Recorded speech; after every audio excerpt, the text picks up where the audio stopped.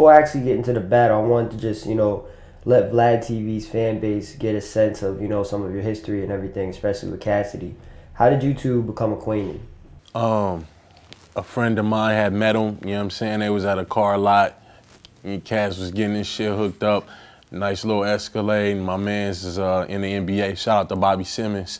He was getting this Escalade fixed up, and they started talking music, and one thing led to another. My man's had played my music, and Cass wanted to fuck with me. This was years ago, man, maybe like 6 years ago, you know what I mean?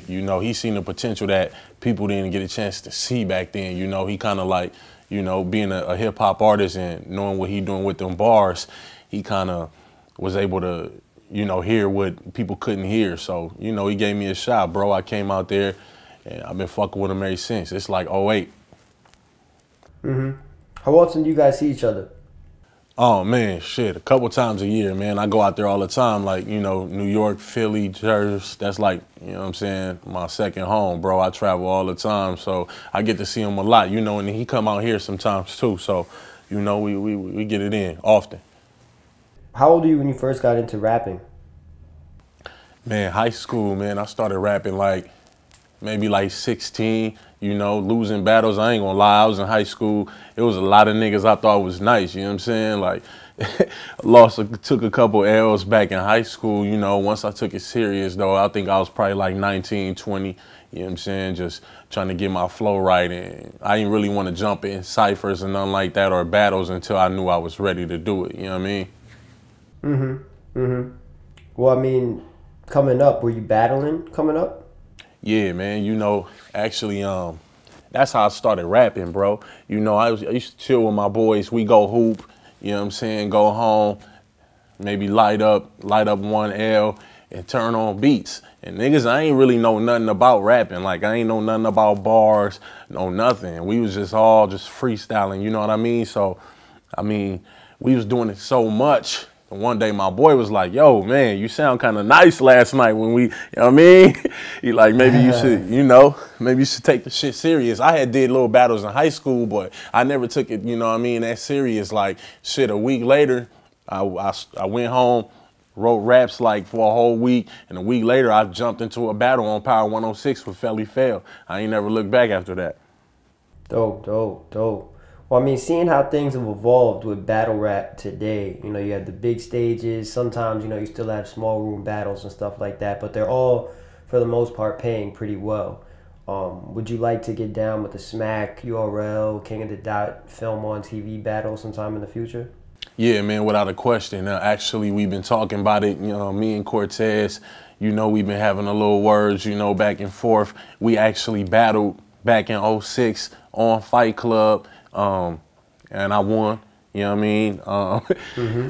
mean? So yeah, I definitely want to get back in the ring. I see that the platform is actually big now. There's money in it. It makes sense to do what I do, because I make music too, bro. Like, a lot of people, you know what I'm saying, that don't know that or don't even know who I am. I make music. Like, that's what I really do. So, to jump in that field, it's going to shock a lot of people, because people not expecting me to do that. They don't know that's where I came from, though. Right. Well, I mean, you said Cortez, you guys been having words. Are you having words about battling each other, or? Yeah, without a question, bro. You know what I mean? Like, I felt like if I was gonna jump in the ring, I didn't want to have to go against the smaller guys or not even, no disrespect to the guys who are on the come up right now, but I just wanted a name. I felt like for it to make sense and do what it do as far as like Mayhem Music and with Cass doing what we doing, it's only me and him right now. You know what I mean? So at the end of the day, I just wanted the battle to make sense, and I knew since I beat Cortez back in the days, and he's low-key popping, doing what he's supposed to be doing on the battle scene now, that he would want his rematch. As a man, I knew he would take that rematch because he took an L. Nobody want to take an L to a nigga. Well, I mean, financially, what type of figures would you look for coming back in a battle rap? You know what I'm saying? There's 5 figures. Cassidy getting 250,000. You know what I'm saying? Would you expect a big payday? Not no 6 figures, man. I know the game, like I know how it go. It's all politics and shit like that. You know what I'm saying? So, I mean, I look at it like if I can get the maximum, then I'm going to get it. Whatever the maximum is at the time, then yeah, of course I'm going to shoot for that. But yeah, I settle for 5 figures. You know what I mean? Why not, bro? Definitely, definitely. All right, cool, man. Well, I gotta ask, you know, the Dizaster Cassidy battle. It went down. The first night at the big event was, you know, had some hiccups, but the second day in the smaller venue was a huge success. What did you think of the battle? Man, I think it was a classic for what it was. You know what I mean? Cass been gone for 12 years. To be able to jump back in the ring, maybe people, the outside world that's not fans of Cass, maybe expecting more. I feel like for the opponent that he was going against, you know what I mean? No disrespect to Diz, that's my boy, but I just know the two different styles wasn't, you know, I felt like Cass was going to win. I mean, that's what he did. Like the second day was more of a closed in situation, you know. We was in the garage and no headset, like they was dancing and shit like that. Like I didn't like that whole little get up. But I feel like in that type of, you know what I'm saying, environment, it was perfect for what Cass needed to do. He got the job done. I mean, you know, we moving on. You know, no disrespect to Diz, but for Diz to be going continuously on like how he doing, I felt like he could have came harder. Yeah, a lot of people have been saying that. Did you, I mean, he noticeably was, you know, stumbling and had to freestyle, and at the end of his third round, he kind of choked. You know, I know there was entourage people talking throughout the battle on both sides, but, you know, you still shouldn't stumble that hard and forget your lines. Do you think that the pressure of the battle got the Dizaster? Where do you think he, you know, went wrong in terms of his mistakes? I mean, it could have been pressure, man, but it's like, how can it be pressure when you had 1,000 battles already? You know what I mean? It's like, it shouldn't be no more pressure, bro. It's like, it was both sides that was talking shit, you know? And that's what it is, bro. It's like a basketball game. That's how I look at it. Both sides gonna have fans. You're gonna be at that free throw line at one point in the game and somebody gonna say, fuck you, you trash, or you know what I mean? Your team is weak. Like, hey, whatever the case may be, that can't be the reason why you miss your free throws. You can't go back in the locker room and say, oh, coach, we lost the game because the fans was talking shit. You know what I mean? So, I mean, right. He should have knew what it was. You know, I feel like maybe because it was in LA, this felt like it wasn't going to be that much people that was on Cass' side.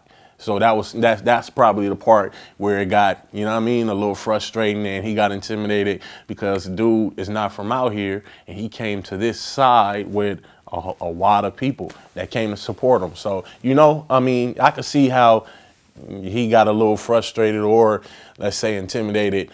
Why not, bro? Cass didn't stumble. Yeah. He didn't stutter. He didn't sound like cannabis.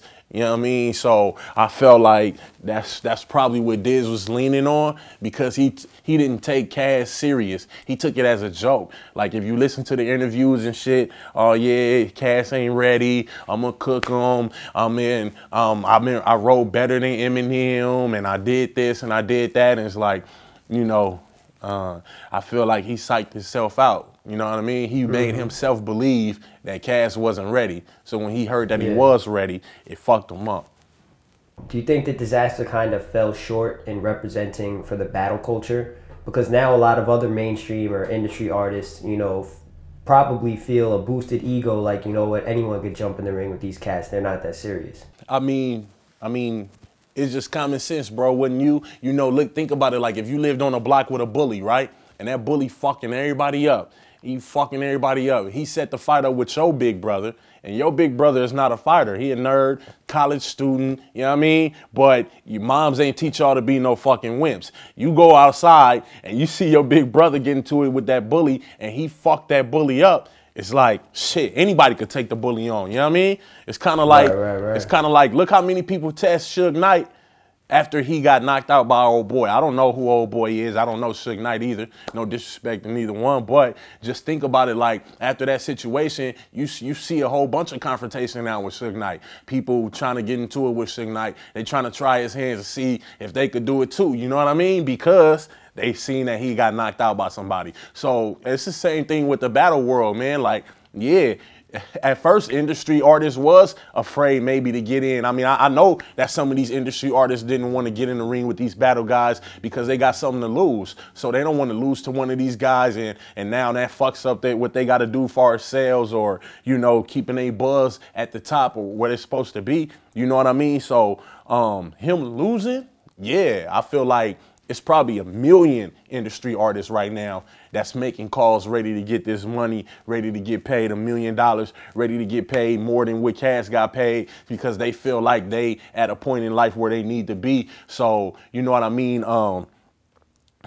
I would, yeah, why not, bro? I mean, I definitely want to get in the ring now. You know what I mean? I know a lot of other industry artists is going to want to chop somebody up because they seen it could happen. And it not only did it happen with Cass, like, you know, one of the best battle rappers ever, it happened with Dizaster. Like, this is one of the best battle rappers ever too. Like that, and he's still battling right now. So, you know, if Dizaster got beat, then come on, bro.